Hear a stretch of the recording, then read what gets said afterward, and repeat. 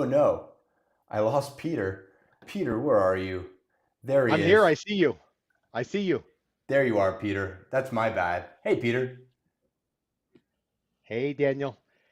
Happy Friday, Miami. This is Buy, Sell, Hold, a Miami real estate podcast from locals. We're going to give you a straight talk about what's going on in the marketplace. I'm Peter Zalewski. I'm a condo consultant. I'm also the founder of the Miami Condo Investing Club. I'm here with my co-host, Daniel Hernandez from Compass Real Estate. He does single-family houses as well as condominiums. He's located over in Coconut Grove. Daniel, here is the baton. You moderate. Thanks, Peter. Happy Friday. Happy Friday to everyone. This is episode 21. It is October the 10th, 2025. We are well into quarter four of the year. It's the end of the year. This is where things are supposed to pick up, guys, right?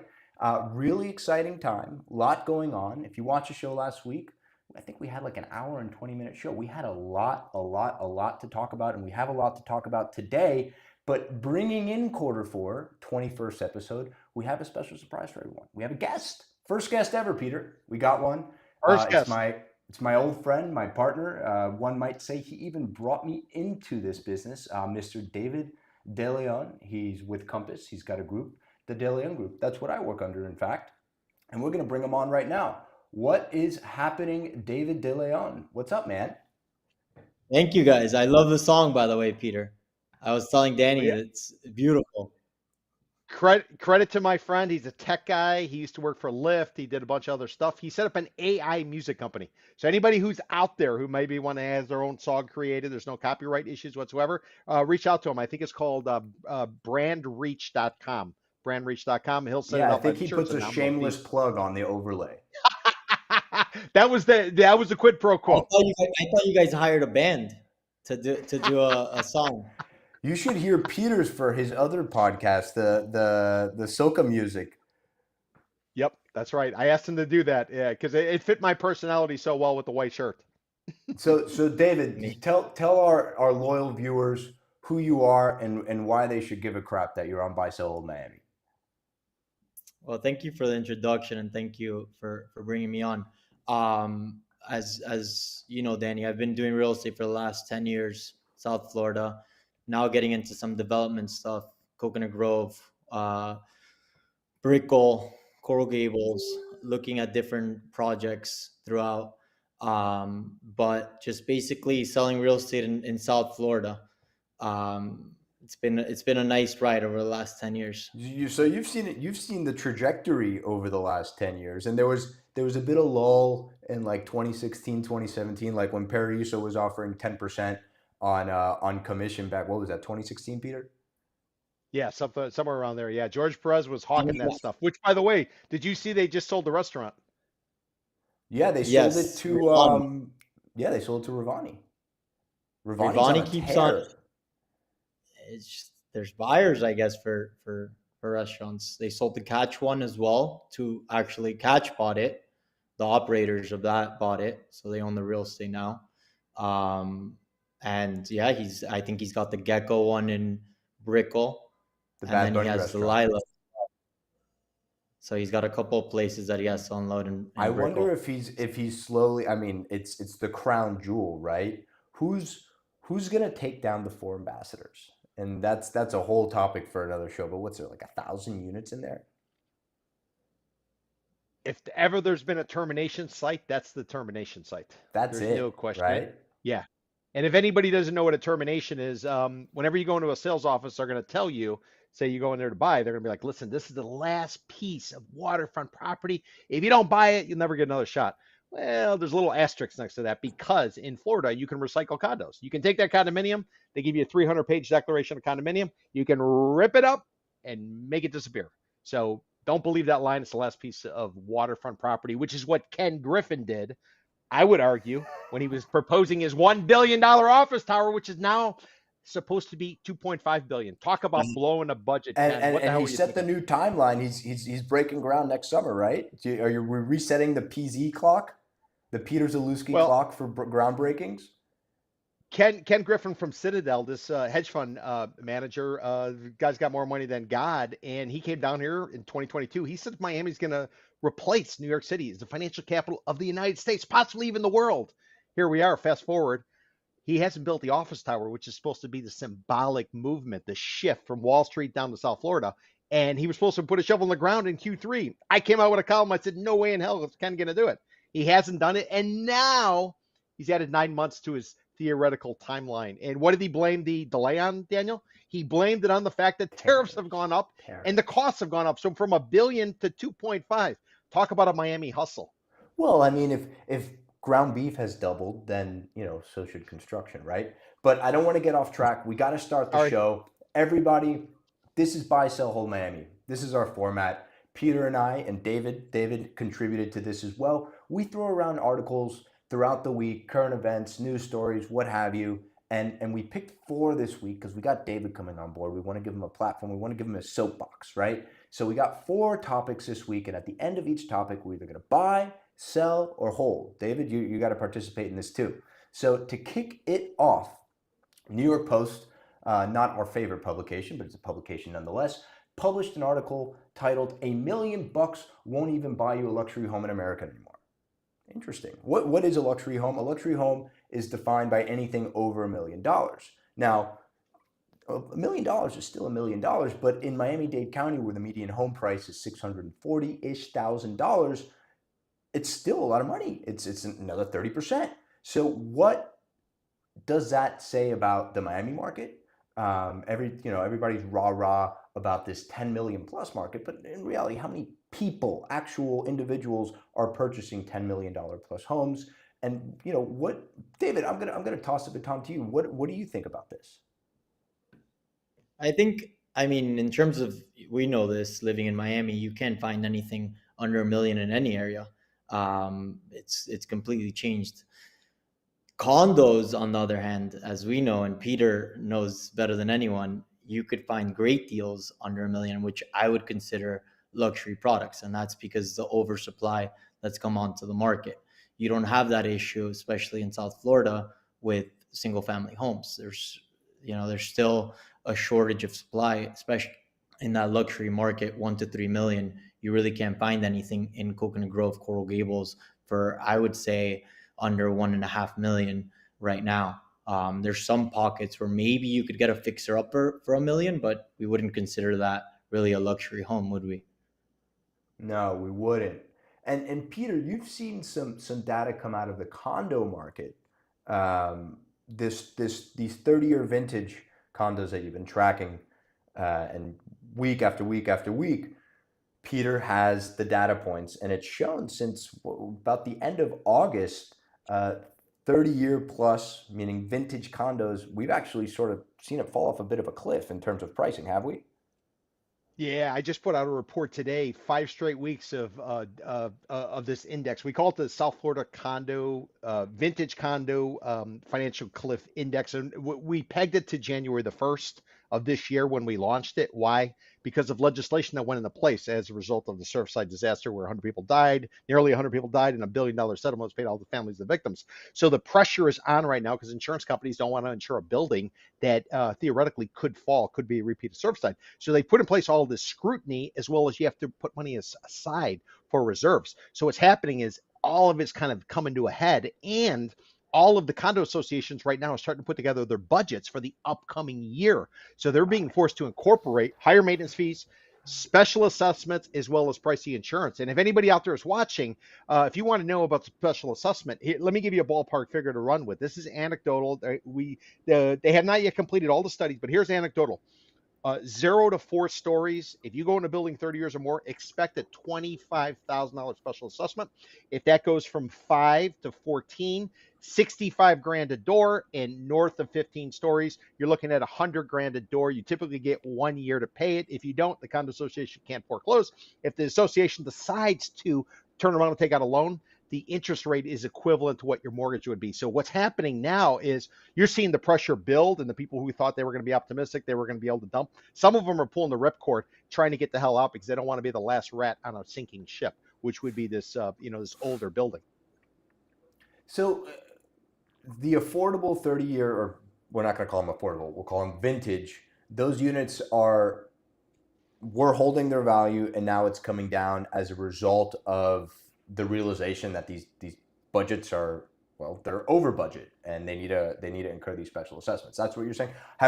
David, have you seen any instances where buyers are actually put to the fire and they're having to come up with the cash at closing, or are sellers paying these special assessments across the board?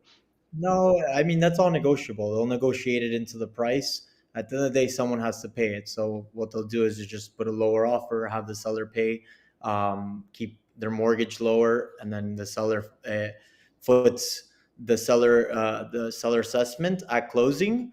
But yeah, you see it both ways. I mean, even when the seller pays, it's really the buyer that's paying it in some way, or one or the other is paying regardless. It's all negotiable.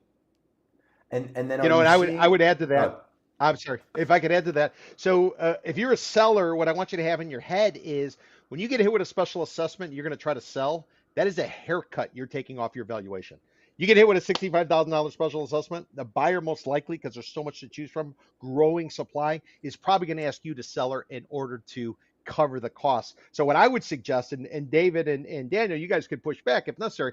I would suggest if you want to get out in this market right now, you need to be bold with pricing. If you try to price it based on the competitive rate, you're going to get lost with everybody else in the mix. If you need to get out and you want to get out and what's coming, potentially pull the ripcord, get the hell out now, rather than sticking around and thinking that you're going to get more money in the future. Because what I've seen, you don't get more tomorrow, you get more today. It's kind of like the dollar. Every day the dollar is weaker and weaker. And I think that's the phase we're in right now. But I don't know if you guys would agree or disagree. I tend to lean bear right now.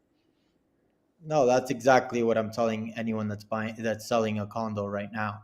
You need to be at least 15% below if you want to sell. Obviously, every situation is different, but if you really need to sell tomorrow, you need to be 15% below the last sale, or anyone else that's out on the market for your same line. Because if not, it's just going to sit there. There's too much options to sit there. There's specific situations, depends the building and whatnot, but in general, all the buildings there's oversupply, especially Brickell, Edgewater, the whole downtown area. You're seeing a lot of units in the same line for sale. So the way first you got to get more creative marketing wise and all of that, and then offer a price dictates everything at the end of the day. So no matter how pretty your pictures look, the price is what's really going to move. The list. David, if I could, when did you notice the move? Remember back in the day during the pandemic, everybody was queuing up. They wanted to go into an open house, and they were hoping that they would be the lucky one to overpay for a property, and then they celebrated. So when did you see it switch from "Oh my God, I got to get this place" to suddenly I'm only buying based on price? Is that a recent occurrence, or is that something that's sort of been evolving over time? Is there a moment in time you can point to, like maybe Liberation Day tariffs? All of a sudden, people had a change of opinion, or Jerome Powell, the Federal Reserve, cutting interest rates. All of a sudden, they changed, they pivoted. Is there a moment in time you can kind of peg it to, from a chronological perspective? I think there's a mix of things, right? And there's two different markets. There's the single family, which I still think in certain markets it's extremely strong. You can't. They're still overbidding for houses. I just saw a lot sell for over asking price in the Grove recently. There's houses selling at list price. Townhouses selling at list price in Coconut Grove. There's bidding war still in these markets. And I would say from that 1.5 million to 3.5 million, if they're priced right, they're selling. And so that's a completely different market. The condo market, at the beginning, all the New Yorkers and everyone that was coming down, they were living in condos. And there wasn't the oversupply that we're having now. Now we're having a lot more condos coming onto the market, right? You had Aston Martin come onto the market in the last few years. So that's all that supply that came onto the market mixed with everyone thinking that the market's just going to keep going up, and prices, they kept increasing their list price. That kind of those units sat on the market, then more units came on the market, and then people were like, all right, there's enough for me to choose. I could really dictate my price, or I could negotiate. My negotiating power has increased.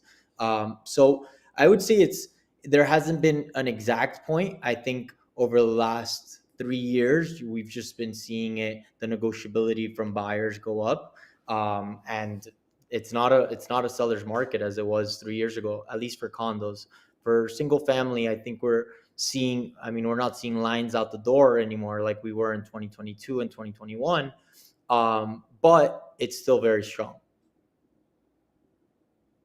So, question, and per the topic on the rundown, in condos, and I know, David, you have a few listings right now on the MLS for just about $1 million. So what does $1 million get you today in the market in terms of condos? In terms of, and this is looking extrapolating from Peter's data sets, because Peter will tell you what he thinks $1 million will get you. But I'm talking real world today. If I wanted to put an offer, $1 million. Can you got something in Brickell City Center, like a 2-bedroom? You got one in Edgewater. I have something in Brickell City Center at Reach, just under $1 million, 2-bedroom, 2-bath. So nice stuff. Yeah, you're basically buying just above what the developer was selling it 10 years ago. So in pre-construction, right? So I don't think you could go wrong right now buying a condo at that price point. We're priced right. There's that same unit, they're asking $200,000 more for that same unit on a lower floor. So that's where the disparity is between sellers and buyers, because that's not a realistic number. And those properties will sit, and they have been sitting for over 300 days on the market, right? So that's kind of what you could buy in Edgewater. Your money goes a little further. You could buy a 3-bedroom. I have a 3-bedroom unit at Icon Bay. But again, they're still available, so they're not flying off the shelves. And then how realistic are you seeing your sellers?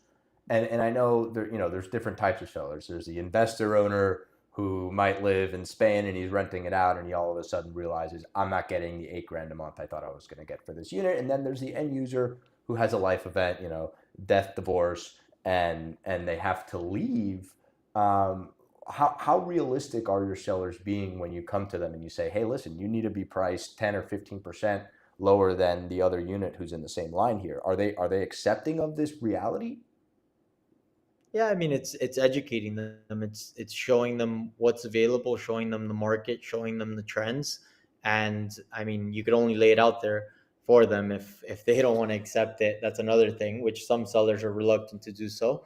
But I think that's our job as real estate agents, right? To educate sellers and kind of show them what's going on. If they want it, there's other sellers that don't have a need to sell, so they just want to let it sit there until one day someone comes in and buys it. That's a different story. But if you're a real seller in today's market for condos specifically, unless you have something extremely unique in your condo, but all the condos basically are the same. That's the thing with condos. If you have something on the 30th, it's 3011 and 2911, and they're both for sale. They're directly competing with each other. It's not like a house where every house is unique for the most part, right? So when there's average building, what is 350 units in Brickell, and then you have 10 lines in a building, so 30 units per line. And if there's a few and you're directly competing, that's going to really bring and someone sells for much lower, that starts to bring your valuation down. Or if someone's selling for much lower, brings your valuation down. So with condos, it's a little different than single family homes. And that's why I think it's been trickling down because of everything that's been going on, macro and micro, in Miami specifically. So Peter, go, Peter, and then we got to buy, sell, hold on $1 million in America. David, I agree with you. I've been preaching the same word forever. I call condos commodities. I call houses works of art. And here's how, my opinion, how the condo problems roll in on the single family. I make the argument that a lot of people live in horizontal in a house. They're making their money off of vertical in a condo, whether they're hawking condos or laying tile, they're doing interior design, they're property managers, or blah, blah, blah, blah, blah. They did the title. So as vertical goes bad, I would argue that has repercussions horizontally as far as what I call Kendallandia. So the people out in Kendallandia, they're actually probably doing something related to the vertical and all these investors who are parachuting in and they're using them 2 or 3 or 4, 5 months a year. So that's how I think they're integrated. But the houses, from what I've seen in the past, houses go bad after but the condos are they're the ones, they're the indicator, they're the canary in the coal mine from my perspective. Maybe it's different this time because we had so many people move in with all cash. You That's got these New dangerous. Yorkers. Don't say maybe it's different this time. I don't believe it is, but maybe some people do. I think it's a little different. I like to be a little bit more optimistic than I know you guys are. I think it's a little different. I'm totally optimistic. Don't pit me but- in there with Peter. Peter, you're making me bearish. I know, but Peter, David, a little bit more pessimistic. David, any truth? Can you see any truth, any validity in what I'm saying? People living horizontal or living off of the people in the vertical? I see what you're saying, but Miami's changing. I think and this is an argument that we make, is now there's actually people coming here that have industries, have businesses, whereas before, yes, everything relied on the South American buyer buying all these condos with little down because the developers were allowing it. And no one really had a profession here, right? There was no industries, there was no culture. I think Miami's changing a bit, and I wish that you could agree with that. I know you would agree with that. That Miami's Well, I changing agree for the that we're best. the capital of content creators for OnlyFans, and I know that's a well-paying gig. And thanks to the Real Deal for documenting that and putting that on the record. Peter, buy, sell, But hold on $1 million in America. I'm a hard sell. Prices are overinflated. They need to come down 40%. 40%. But we're not just talking about condos. We're talking about everything. Yeah, 40% across the board. And Wow, that would Peter. bring us back to pre-pandemic levels. That's where we need to be. I think you need to price it off of pre-pandemic and then simply add some sort of appreciation annually, 5%, 3%, 7%. And so that's my opinion, but I'm on the other side of the spectrum. I'm holding it because I think like a lot of people, and I'm gonna take a Peter quote. Summer paralysis by analysis. I think we're still very much in it. Liberation Day tariffs. I don't even really know where we are with that at this point. There's a lot of uncertainty. Even the Miami Realtors is talking about uncertainty. When Miami Realtors isn't completely 1,000% rah, then something is afoot. David, I didn't make you a marker for this, but what are you? Are you buy, sell, or hold on $1 million in America? I'll hold on this. David's holding too. He's not completely bullish. You're rubbing off on him, Peter. But that segues us into our next topic. And it's funny because somebody sent me this a couple weeks ago when it came out, 2 or 3 weeks ago. The UBS real estate bubble, and I thought to myself, wow, this report's getting play. This report came out a year ago. It's the new year. Miami won again. So we're number one. But not for the best reason. And there are folks who are coming out, the rah-rahs, that I'll call them the rah-rahs. And they're saying, UBS doesn't know what the crap they're talking about. But if you actually read the report, which I know people don't really have a penchant for reading these days, this is from the report. This index does not predict whether and when a correction will set in. All it does, it's a report. UBS has its indicators, and price per income, rent to price, all of these indicators. And then when you add up all the scores in their rubric, Miami comes out as number one. That's all this says. That's all it says. But let's talk about a bubble. And I'm going to take this from the report as well. I'm going to read it so you're not thinking I'm making something up. So what is a bubble? Price bubbles are a recurring phenomenon in markets. We're talking about property markets. The term bubble, quote unquote, refers to a substantial and sustained mispricing of an asset, the existence of which cannot be proved unless it bursts. Typical signs include a decoupling of prices from local incomes and rents, and imbalances in the real economy, such as an excessive lending or construction activity. Some of these things might resonate with you in terms of the Miami market. It reminisces with me I don't want to open the can of worms in terms of like quantum mechanics or quantum physics and theoretical physics, but are you familiar with the thought experiment of Schrodinger's cat? No, I don't Okay, know that one. so I think his name was Dr. Erwin Schrodinger, some guy from 100 years ago. He had this thought experiment that was, if you had a box with a cat inside of it with a lid on top, and you put it in a room, and inside the box there was a capsule of poison of some sort. Now, you don't know if the cat is dead or alive until you open the box. So in terms of a bubble, I'm trying to draw this parallel to a bubble. We don't know it's a bubble.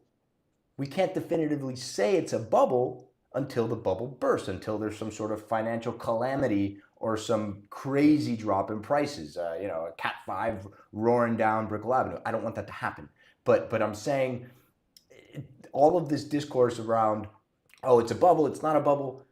What we don't know is what we don't know. And that's why we're in this sort of scenario that we're in now, all of this uncertainty. We're in a bubble, we're not in a bubble. What we have is the data, and the data shows that people aren't as rah as they were during the pandemic boom times. Is it because there's a bubble bursting? I don't think a bubble's bursting. Is there a bubble deflating? I don't know if a bubble deflates. Maybe they have to burst. But that's the UBS report. I'm just gonna pull up the little slide here so everybody can see it. But I'm curious to see or hear what you guys think of it, what you've read in terms of the retorts coming out in contra to this report, and just what you guys think. David. I mean, I skimmed through the report. I saw it this morning. I think, and correct me if I'm wrong, I think one of the factors or one of the metrics is the disparity of income, right? Towards what you could purchase in these cities, right? So it's Dubai, all these cities that have grown really fast and have a lot of influx from all over the world that come in here, the Ken Griffins of the world that come in here and buy properties, inflate the prices tremendously, right? So we never, and Peter knows this, pre-pandemic, we hardly would see a $10 million sale. And when that happened, it would come out on the Real Deal and it was like huge. The 10 to 20 to 30 $1 million sales, that's all new. It was something that we've seen in New York, in California, Miami. We didn't see that. And then Miami, we've seen, it's always been known as a place that was expensive to go out socially, but was very cheap to live. And the salaries were also relatively low compared to other places. So you could actually live in Miami, because rent and buying a property wasn't that expensive. You could, but pre-pandemic, you could buy a nice house in the Gables for $700,000-$800,000 all day, and they would be sitting out on the market, right? That same house is probably $2.5 million now, right? But the income hasn't increased the same way the prices have, right? So that person that was making $100,000, their income didn't 3x, but the house did, right? And we've seen that. And I think it's something that's happening globally, and you're seeing it in other cities where the disparity of wealth has continued to grow. So that's causing a lot of, obviously, it's causing inflation in certain markets, and it's leaving people behind that can't really afford to live in these cities, right? So a lot of people in Miami have had to move out. So I agree with certain parts of this report, but it's definitely skewed because of all these people that have moved down to South Florida from all over the world and increase the prices. So yeah, Miami is definitely, this is correct that it's a tough city to live in if you're not making the income, but I think as a whole Miami continues to grow. Peter, I want to point out something on this chart, and this is, Peter, you mentioned this right before we jump topics. If you look at this chart here, this key chart. So we have the recession, world ends, and then we climb up, climb up, climb up, climb up, climb up, and then it apexes here right around the time where Peter says that we should be reverting our pricing to right around 2019. So there was going to be, I don't know, I'm not going to say it was going to be a significant downturn like the financial crisis, but it was coming down, and then it just skyrocketed again. And Peter, I'll pass the baton to you, but that's what you're talking about, right? That was the natural ebb and flow of things. Yeah, a cycle's typically 7 to 10 years. Real estate's not real time. Anybody buying dirt today, they're going to go through the process. By the time they get it approved, they hire the pretty people, and they get the booze and the food. They convince people to buy. They start construction. They deliver it. It's a 5, 7, 10-year process. So figure every 7 to 10 years you have a cycle. So I would argue on the condo side, we pretty much bottomed out in 10. The reason I say 10 is we were doing bulk deals at the time. We were going in buying large quantities, or representing people buying large quantities of unsold units in failed condo projects. Stuff like Icon Brickle, the one everybody's like, oh, Icon Brickle. Well, they were unloading that stuff south of $200 a square foot. They had originally retailed it at north of $700 a foot, just to sort of give you context. So 2011, the Mellows break ground. They go forward with the first project. They changed the whole model for going pre-construction from what used to be 20% deposit. They take it to 50%, and basically they were in for a 50% profit margin. So anybody coming in was going to cover the cost, and if they were able to deliver it, they had a pot of gold at the end of the day. So the whole model changed. So we got to the point where everybody got in the game. 2017, I was writing at the time for the Herald and the Real Deal. I go into a quiet period because I'm getting ready for the correction to occur. Interest rates are going up. Jerome Powell's pissing off Donald Trump, who's the president, 45, and he starts jawboning them. Powell cuts rates. Once Powell cuts rates, he gives a lifeline to all these people who had overpaid from the boom that began in 2011. Remember, 7 to 10 years cycle. We're going sideways, just like the graph shows. Pandemic hits, we fall. And then all of a sudden, you don't have to wear a mask in Florida, and you can twerk on a police car on Ocean Drive. Everybody comes flooding in, and we see the rapid appreciation. So I would argue we are overdue on our correction, or our leveling off that we should have had back in 2017, 18, 19. But then again, what do I know? I was betting on that side, and I was completely wrong because the prices just took off in a dramatic way. Well, there was But a what I global would throw pandemic. out, Who could have foreseen that?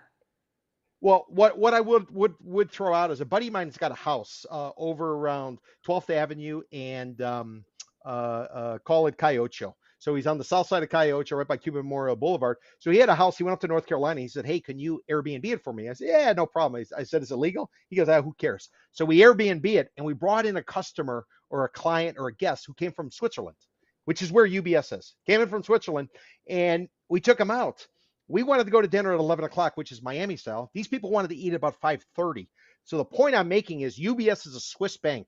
They are conservative as they come. They are not partying like rock stars at 4 in the morning at Space or anywhere else. So for UBS, who's ultra conservative, to come out with something like this, you could read it how you want. Maybe they're ultra conservative, or maybe they're actually focused on the fundamentals, and we're not. And that's kind of the push pull. But what I will throw out to you though is the only reason Miami's only on here for the second time is number one, or high, is they actually swapped out a different market in order to bring Miami in. I think it was Chicago. UBS used, because I wrote about this last year as well. UBS used to track, I think it was Chicago, and there was nothing going on. So they said, listen, we want a little bit more excitement, and maybe more people want to go to Miami than Chicago. So they took Chicago out and they put Miami in, just to give you context. So about the overall big picture. All right. So with that, buy, sell, hold on the UBS bubble report again.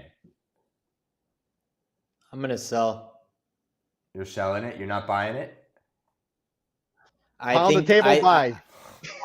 Contrary to what Peter said, I think people move down to South Florida for other things other than the twerking on the police cars and the no mask. I think there's there's some real industries moving down here, and there's some real players moving down here, and they're here to stay. I think Miami's changed as a whole. Peter's a buy. Daniel's holding again. I'm very apprehensive today. I don't know if I'm just not trying to piss either of you guys off, but I don't know. You brought up a good point about the conservative Swiss, because God knows are they conservative. Anybody that runs trains on times, you can't even get the Metro Rail within 45 minutes of its scheduled time. And Peter will tell you because he takes it. So I'm holding with that. Condos over restaurants. What does that mean? So condos over restaurants. The Miami New Times wrote an article, and I'll pull it up for everybody in a second, talking about 5 particular properties that are long-standing restaurants. We're talking like Shorty's Barbecue. Everybody knows Shorty's down there, Pinecrest off Miami. The Deli Lane, Sunset Tavern. The Last Carrot. That's another one. And Bagel Emporium. Also, Bagel Emporium, they're building student housing. I think is Landmark doing it, Landmark Development. I think they're the developer behind that. But all of these time and true restaurants in an environment down here in Miami where no restaurant is really banging except for maybe Joe's, Mika, and Komodo. David will tell you about Amazonico. He's a party boy still, so he'll tell you how cool that is. But restaurants are having a tough time, and who's willing to take them out? I'll tell you who. The Alan Morrises, the Mellows, the Terras, the Relateds. They're willing to come in to all these old restaurants, and a lot of these restaurants, well, I don't think any of the ones that I just mentioned. Shorty's, yes, they own the dirt, but most of these businesses, they're family-run old businesses that have been around for 30, 40 years. So if they don't own the dirt, I don't know why they haven't bought it at this point, but like they are cashing out, dude. I mean, Peter, do you know what Shorty sold for? What did that dirt That sell was for? a number of years ago. I'll take a look at the article. Yeah. Duffy's on Did they own 57 the sold. dirt? Did Shorty's own the dirt? Yes. Yeah. The owner. Yeah. And so they, if memory serves me correct, they sold the dirt, and then they still have the ability to continue to operate until ultimately at the time I thought it was going to be a rental tower was going to go up, but maybe it's condo tower now, at least with Shorty's. Duffy's on the dirt. They sold a year or two ago, but that's another one. So you have developers coming in and taking this off their hands. Why is this happening? And it's gonna come full circle, Peter, and you're gonna love it. So everybody's been hearing the last few months, Governor Ron DeSantis says, I'm eliminating property taxes. Wonderful. Nobody has to pay property tax anymore. But if we don't have property taxes here, an article like that will never be written again. Why? Because there's no point in developing or redeveloping retail space into condo space if there's no property tax revenue. Because the municipalities, they have no horse in the game. They have no dog in the race. Unless they're building another Dolphin Mall on the site, then what's the point? And this is how our state, our municipalities, our cities, that's how they work, and that's how it's always worked. So if you want to eliminate property taxes, be prepared to change everything for better or for worse. And Peter and I have talked about this in length, but David, I'm curious to see what you have to say about it. They're also eliminating the sales tax on leases, I believe. On all well, leases, if they eliminate property taxes, that nobody's eliminating sales tax. Sales tax is going to go up and up and up and up and up. No, not sales tax. On lease rentals, there's no tax anymore. On lease rentals, there's no tax. Yes. Before you had to pay tax on lease rentals. Now you don't. Interesting. Regarding Does that go in line with like the? Go ahead. Yeah, go ahead. No, go ahead. Is that sort of? And I'm not an attorney, but they call it the Augusta rule, right? You can rent your home for 2 weeks tax free, homesteaded, not homesteaded, because of Augusta, the Masters golf tournament up in Georgia. That law. This is the power of that lobby of the fat cats who live up there in Augusta, Georgia. So many people there was so much demand to rent homes in Augusta during the Masters that the people in that community said, well, I want to rent out my house and I don't want to pay taxes on this. So they turned that, it's national, and they call it the Augusta rule, that you can rent out your property for 2 weeks a year without having to pay any taxes. Is that in line to what you're talking about, or did I totally go off on a tangent? I did not know anything about that. But regarding the going back to the restaurants, I know the last carrot is actually going to be in the Ziggurat project. They're integrating little cafe inside the project Oh, for they last are. carrots. So that's a Is, way is is for that public? some Because that developers. wasn't mentioned in the New Times article.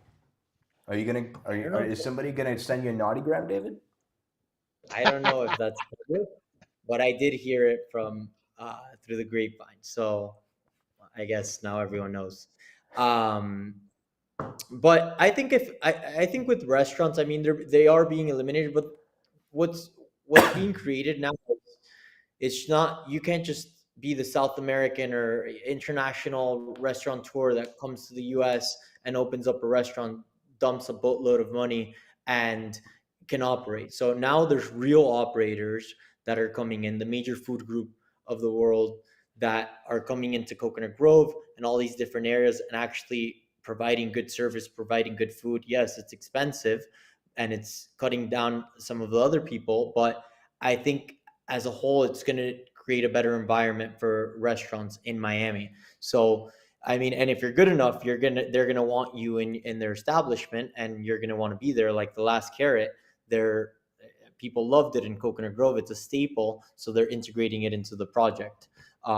So yeah, I mean, you're seeing a lot of restaurants close in Miami, but you're also seeing a lot of new ones come in and kind of taking over, and they're doing very well.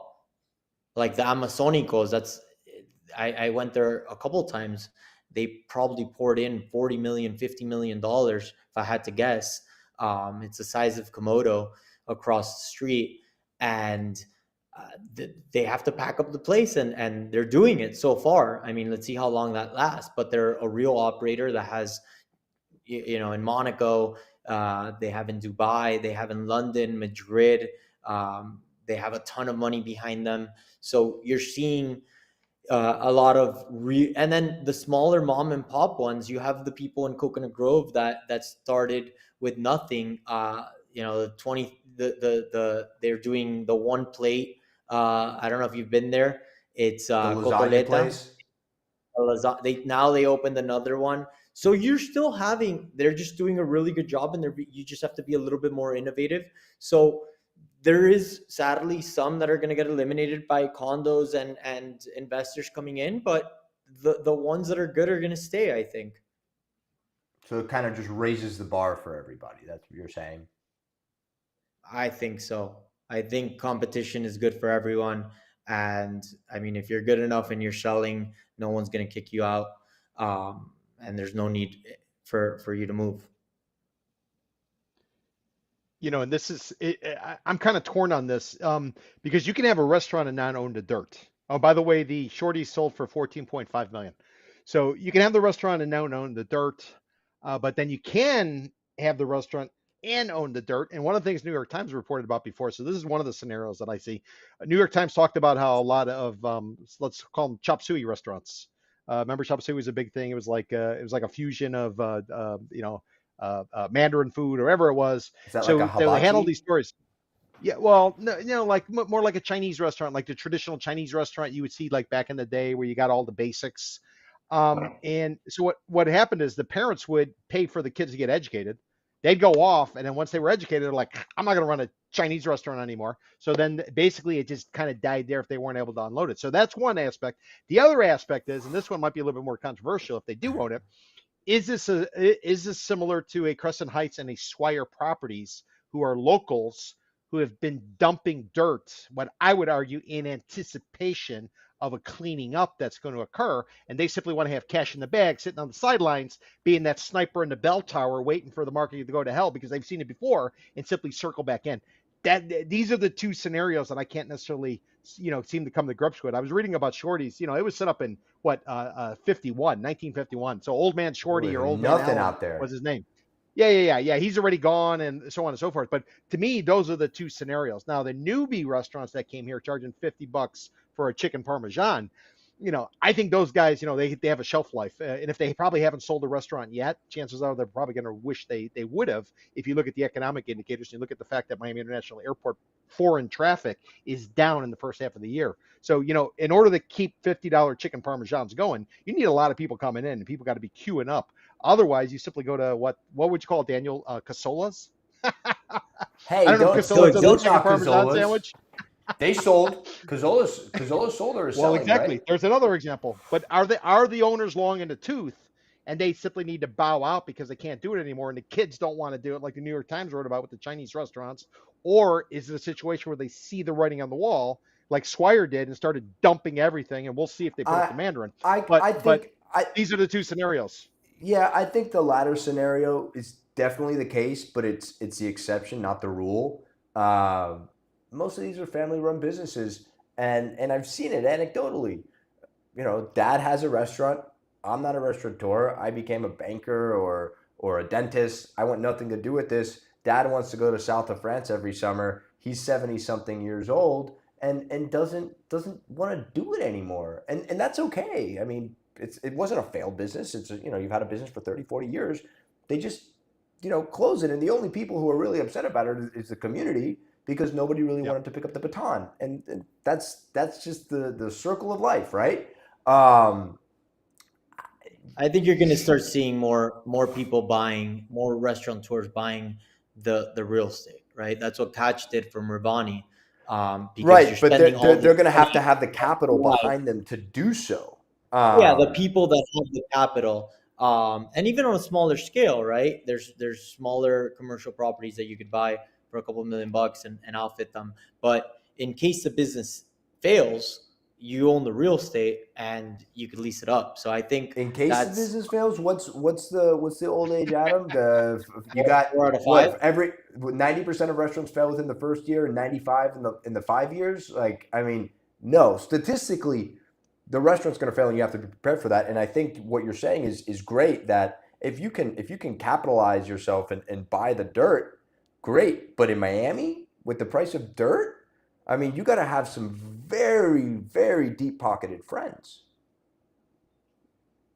No. I mean, and this is why I think and we see these stories in Eater and New Times, all these restaurants that even Peter doesn't go out to because the Metro Rail doesn't get there, but like all the way out in Kendallandia, like you got Apocalypse Barbecue and all of these chefs who have worked in these Brickell restaurants, these high end restaurants, they all want their own place. Well, because rent and dirt is so expensive, they're like, shit, I can't open my first restaurant here. Nobody's going to give me the money to do it.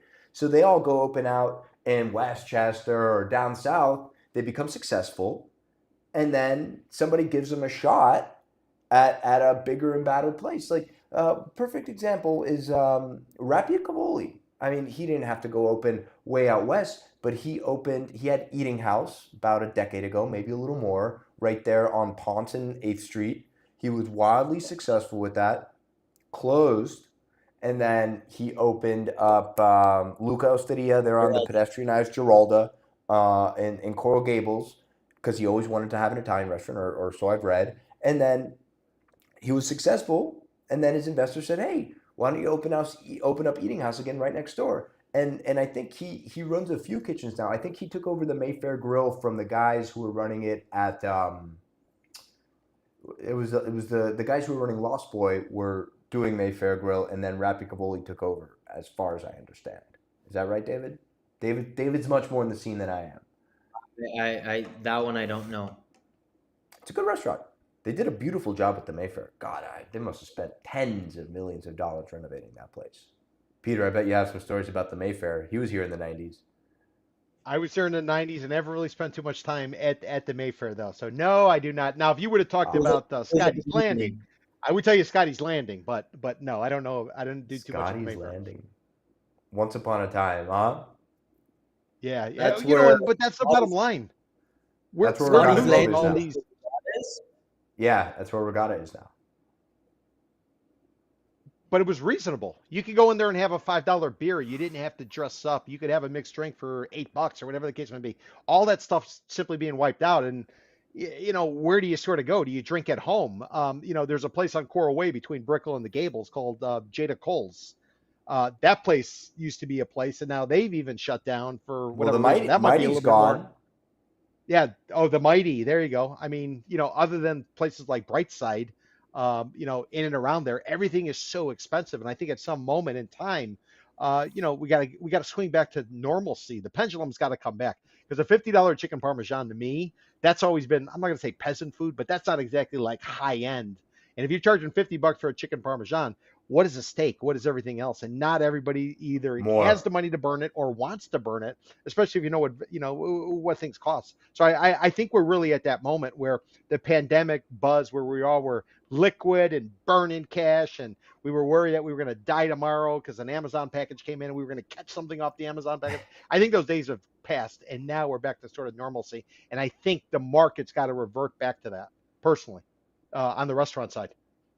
So you buy, sell, hold on taking out the restaurants and redeveloping into condos or otherwise. From a seller perspective, I would be a buy. From the buyer perspective, I would be a sell. So how is it worded exactly?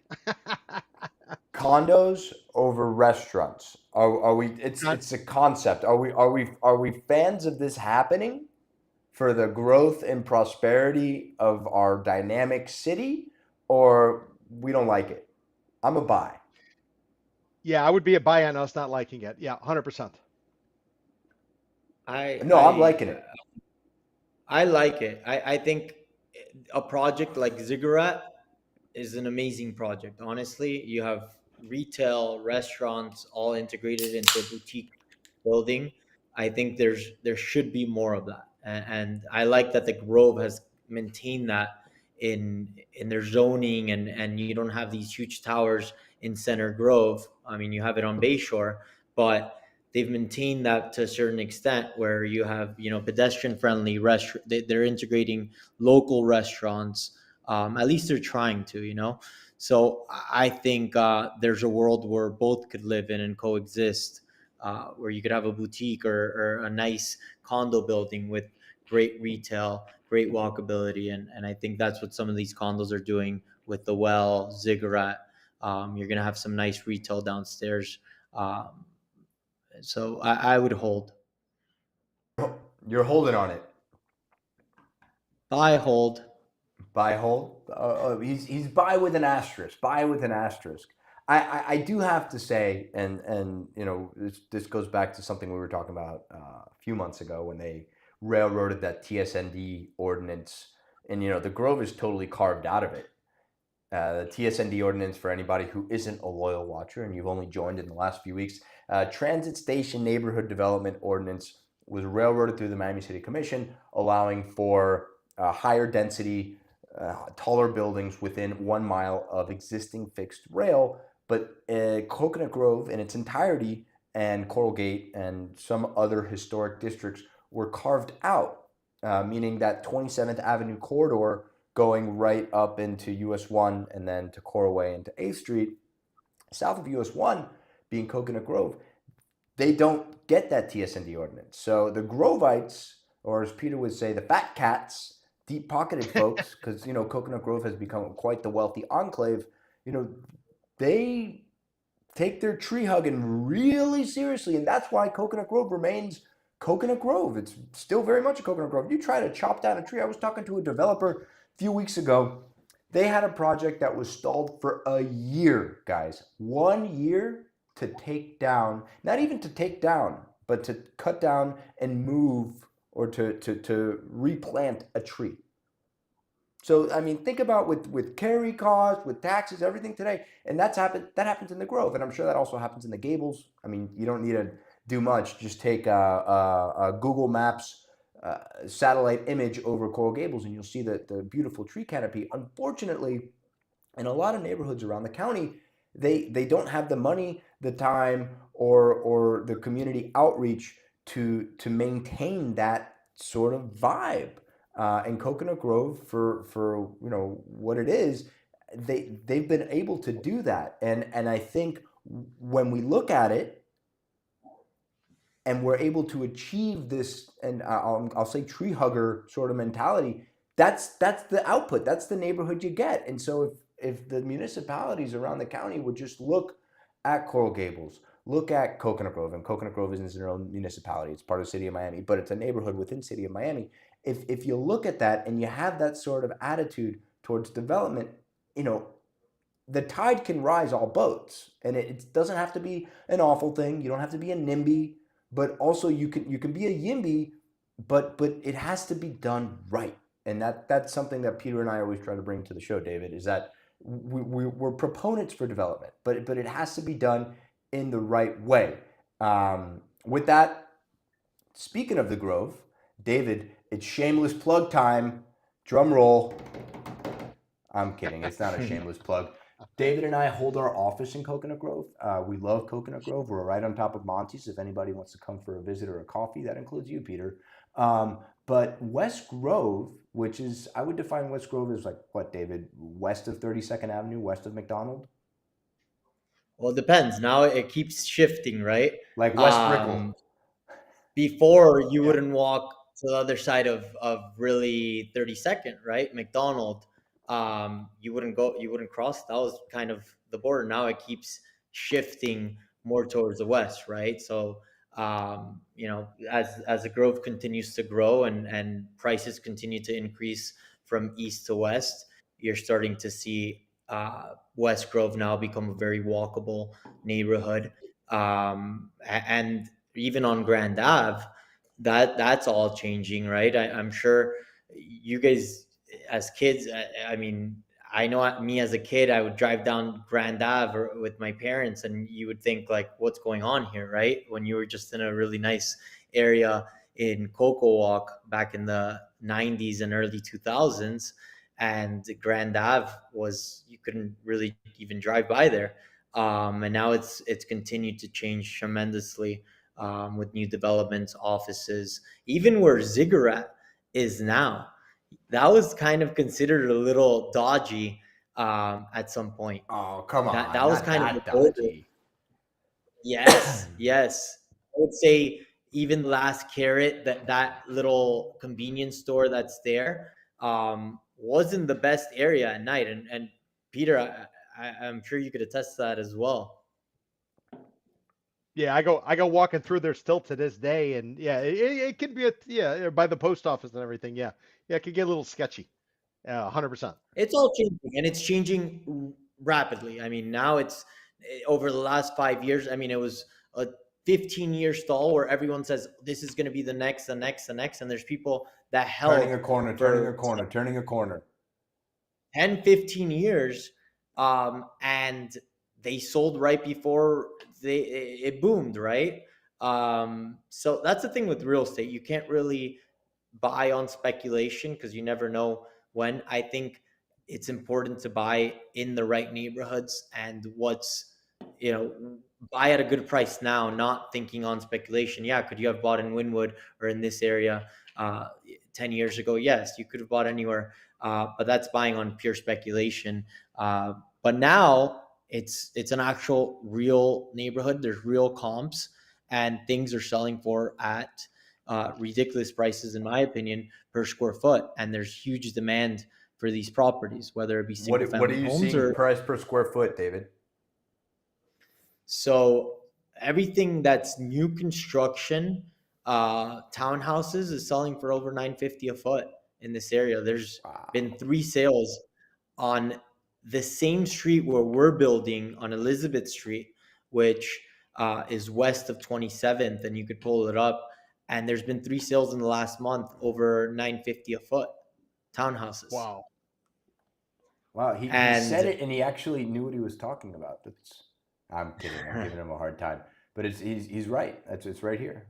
July. And it's hard for people to believe that, but that's kind of what the market has gone. And the reason for that, going full circle and going back to condos and what you could buy, right? Real estate is measured of what you could buy, what has sold, and what's available, right? So, and what's coming up in the market right now. I mean, you're buying a condo if you want to buy, you have three options in Coconut Grove, right? You have the condo market, you have the single family home market, and you have townhouse market. Right now, condos, anything new built within the last 5 years, you're looking over $1,500 a foot, all the way up to almost $4,000 a foot at One Park Grove, which was the most expensive building in the city of Miami, right? And then you're getting a 2-bedroom. Not only that, going back to what you were saying, Peter, your maintenance fees have gone bonkers on these newer buildings because of insurance costs and a bunch of factors, right? So you're over $2 a foot. So call it a 1,500 square foot unit. You're paying $3,000 a month. And that's in a new building. That's not even taking into consideration when they need to fix the pool because the developer messed up on construction and they're suing the developer now. That's not even taking into consideration all of that. That's right now, a couple-year-old building, you're paying over $2 a foot.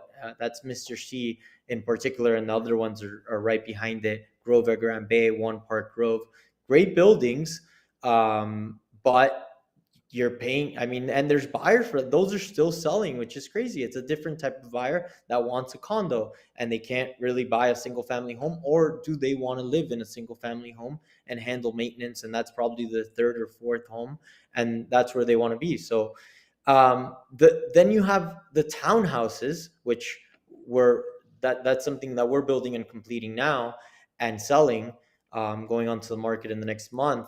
Those you could buy at a much less price per square foot. So you're buying below $1,000, right at $1,000 a foot for something brand new, better finishes, better space. So you're getting about 2,500 to 3,000 square feet, depending, but that's what they're building now in Coconut Grove. And you're getting all top of the line appliances, finishes. You're getting your own pool, and you have the privacy that you don't have in a condo. So that's caters to a different market as well. And then you have the single family home market, which people are very priced out of, because anything brand new construction, single family, you're looking at upwards of $7 million in Coconut Grove at an average price of $1,600 a foot, right? So I showed that townhouse today and I asked her, what are you looking for? And she says, well, really only townhouses, because condos doesn't make sense because the maintenance fees are ridiculous. And I'm basically, my purchasing power is not the same as anything else, because I have to put into the equation the maintenance fee, which I don't have in a townhouse or single family. But then I could buy an old single family home, or I buy a brand new construction townhouse for the price that I could afford, which is, her budget was $3 million. So that's the sweet spot. And there's obviously several factors that influences the buyers. But that's kind of where the Grove is at and where it's gravitating to. And you're seeing it expand more to the west as prices keep increasing throughout, right? So that's a little David, bit of yeah. Let me ask you something. In terms, taking off your realtor hat and putting a developer hat on, what are you seeing in terms of dirt prices for development in the West Grove? Or are these neighbors, and everybody who doesn't know, folks, and I'll pull this up again. West Grove Coconut Grove is the oldest neighborhood in Miami, guys. So I had to look it up. Coined in 1873 because of all of its coconut groves. A coconut grove is a grove of trees, right? Because of all these trees. And some of these properties have been owned for decades. I mean, decades, like pre-war. And when I'm talking about the war, I'm talking about World War II. And so some of these folks, they're waiting for their big cash out, for their big payday. And they've seen their neighbor's house sell for 600,000, and then more recently $1 million, and then 1.5 million. So, at what point does it not pencil anymore? Right now, it's extreme. First of all, there's a ton of developers that have come onto the market, right? As when the market's hot, everyone wants to get in and develop. and they keep increasing the price of dirt. So it's very difficult right now to buy dirt anywhere. I just saw a lot on Day Ave, double lot sell for over asking price. They went under contract over asking price. I think it was 13,000 square feet, 2.6 is what they were asking. So you're seeing these prices continue to increase. And the issue that could happen, as in any market, is how much further are people willing to pay and how much demand is there really, right? So are people, that developer that pays 20% premium for land, then the last developer has to sell for 20% more, right? That's just simple math. So how much demand is there and how much people willing to pay? Someone obviously gets stuck holding the bag, and there's going to be a correction at certain point, right? So at a certain point. So I think for developers, I mean, it's buying the property at the right price, which there is some sellers that you could find that are more realistic or need the cash, and finding so you're able to build and be under that threshold where people are willing to pay for, right? Because there's a certain limit where people are still not going to pay for. Right, you're Like not going to buy a piece of dirt for $2 million, because then you're going to have to sell it for this exorbitant price, and nobody's paying that much for a townhouse. I mean, Peter, we were talking about the Trump Library site, and we were going back and forth doing some back of the napkin math last week in terms of the value of that lot. So, what'd you say about at 10% dirt valuation, the sellout was going to be how much? 5.3 billion. That's a lot. Yeah, I'm actually doing it as my newsletter on Sunday. Yeah, I'll be putting that number out. But the dirt cost was 368. If you go 10% for dirt, if you give it 20%, because you call it a trophy site, and there'd be an argument back and forth. It's north of 700 million for that site. So just for the dirt. So in the Grove, David, how many condos can you put? 1,000 per acre, no parking requirement. Parking's 40 grand a spot, so you're able to, that goes in your pocket, and it's 2.6 acres, so you're looking at 2,500 units, because it's access to the Metro Mover and Metro Rail and everything like that. You don't have to build the parking, so it's carved out. So it's this thing's a cash cow. Yeah, I mean, the David Martin was going to buy the Herald site for 1.2 billion, and that wasn't in the same zoning, right, Peter? Yeah, different zoning. Yeah, the zoning changes right when you go north of the Freedom Tower. There's that part that the Grosskopf has, the Chateau Group has. So not where the Casella Center is. When you walk out of the Casella Center, you go immediately across the street. To the right would be the Marina Blue. To the left is the Freedom Tower. Then you got that parking lot. That southern side of the parking lot is different zoning. The southern portion connected to the Freedom Tower, that's the maximum zoning of 1,000 units per acre. So in the Grove, David, are you seeing developers, people who are building around you, do you think that they're pushing 15 or even 20% land value on their developments? Are they really pushing the envelope on their acquisition costs? I mean, everyone, again, the market continues to hold and prices continue to increase, right? So for now, the music goes on. We'll see what happens. There's always going to be that one person that increases the price, sets the record, and then the guy that follows him. If it happens in every market, right? And Griffin. There's always someone that gets caught holding the bag. I mean, that's why I think in development you have to be cautious, and when you're developing, and a lot of these developers, they're not. They're just seeing someone else. Oh, the neighbor sold for this price. Let me get into it. I'll pay whatever for the land, and then they get caught midway through, and they can't sell the property, right? So I think when you're underwriting a development, you obviously have to be more conservative than usual, because you have to account for a correction in the market at any given point and give yourself room for that. But for now, we're seeing tremendous growth in West Grove, and it keeps going more west. I see prices in areas on streets that would sell 6 years ago $300,000. They're selling over $1 million for lots, right? So it's I mean, the Grove is special. I mean, people love the Grove. I don't know if they've done a great job marketing the Grove. I know there's the best schools are there, so that's a good anchor. And now you have the redevelopment of Coco Walk.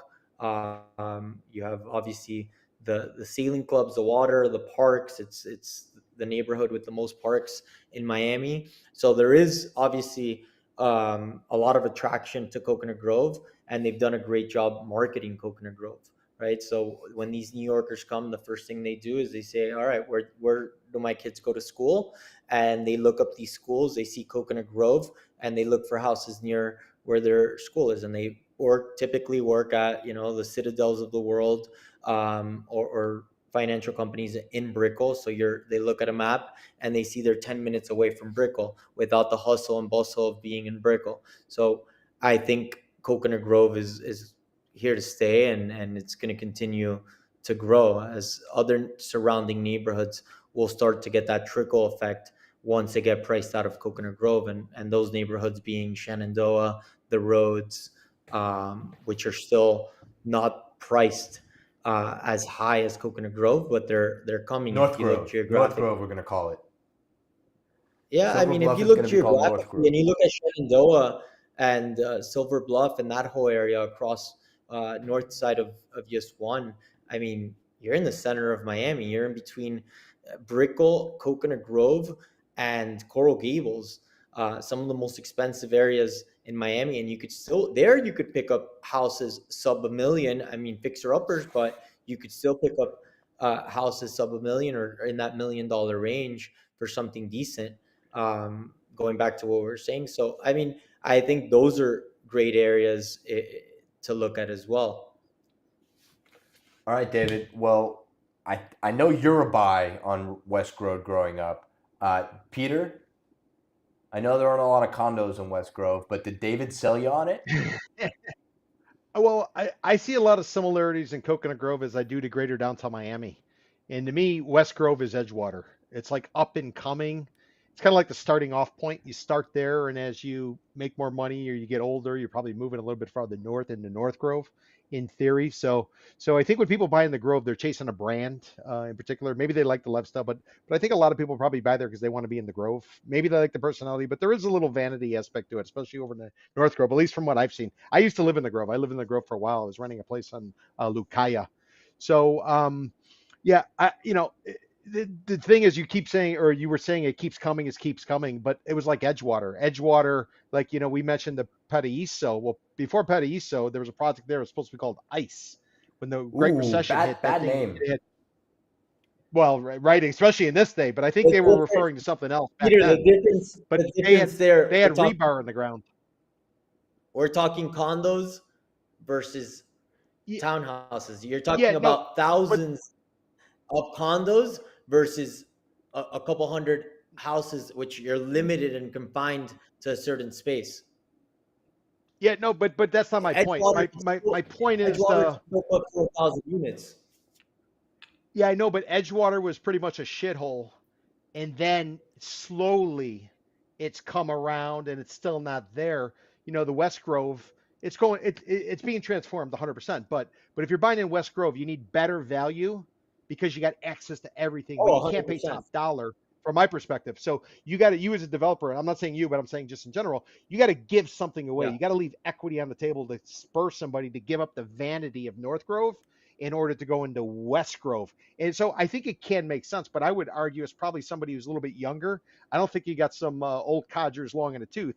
I don't think they have the time to go in the West Grove. They're probably going to go directly to North Grove and pay a premium. So, I think that everything is there, but it's probably next cycle, I would imagine, is when you really start to see the appreciation. It sounds like it's leap forward this time, but it's probably going to be the next, once you get that critical mass, the clustering, then I think it's probably off to the races. But at this point, I would agree with you. It's marketing.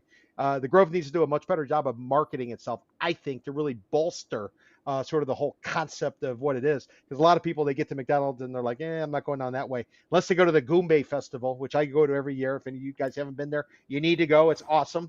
But unless you're going to the Goombay Festival, you're probably not wandering around there. You're not going to the fire department training facility. You're probably not playing on that softball field. Maybe you're going to Aldi's. But short of that, I don't think a lot of people go through theirs and they're not aware. And that's where the marketing could come in. And as a critical mass starts to hit, I think it really could take off.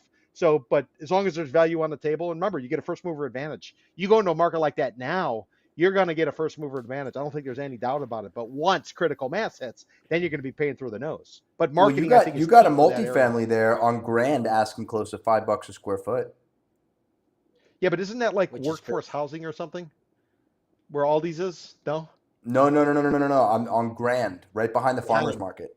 Oh, okay. Yeah, that's true. That's true. That one's just come So out. I mean, if and listen, there's smart money, there's dumb money, there's institutional smart and dumb money, and then there's just guys who have more money than God, like Amancio Ortega, who's buying up the rest of Miami. But I don't even think he knows what he's buying.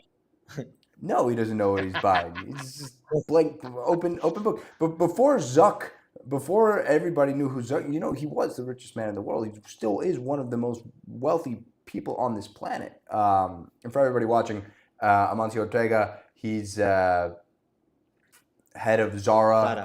But what's the group called? It's called starts with an I. Come on, guys. Inditex, right? Inditex. Yeah, the Zara, all the fast fashion. Very, very, very wealthy Spanish man, and his fund, his trust, his family office, what have you, is buying up a lot of commercial real estate. Bought all of Lincoln Road. I don't think that's doing too well. He bought he doesn't have 400 million in Lincoln Road, and I passed by there the other day. I think it was I forgot when I passed by there, but there was all the lights were off. And I passed by through, I think, Alton, or what's the street? Yeah, Alton's the street, one of the streets where the movie theater was, which I think that closed as well. Closed. And that was gone. That was one of their anchor tenants there.